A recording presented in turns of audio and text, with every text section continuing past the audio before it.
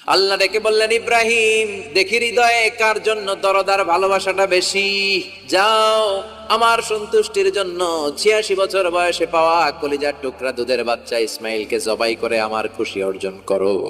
এবার আল্লাহ দেখলেন সৈয়দনা ইব্রাহিমের হৃদয়ের মধ্যে ইসমাইলের জন্য ভালোবাসা বেশি না কম? কত বেশি জানেন? সৈয়দনা ইসমাইল যখন দুনিয়াতে এসেছে তখন সৈয়দনা ইব্রাহিম আলাইহিস সালামের বয়স ছিল ৮৬। তার মানে ৮৬টা বছর আল্লাহর কাছে কাঁদছে আর দোয়া করছে, আল্লাহ একটা সন্তান দাও দাও দাও, দেয় নাই। ৮৬ বছর বয়সে যে সন্তানটা দিল, ওই সন্তানের প্রতি মায়া, দরদ, মোহব্বত, ভালোবাসা বেশি না কম? আল্লাহ দেখতে চাইলেন ওই ছেলের জন্য মায়া বেশি নাকি আল্লাহর জন্য বেশি। দুধের বাচ্চা ছোট্ট ইসমাইল ডেকে বলে, ও ইসমাইল, আমি স্বপ্নে দেখেছি আমি তোমারে জবাই করছি, এখন কি করব?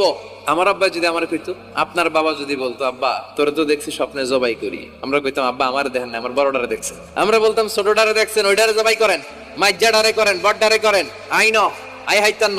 কি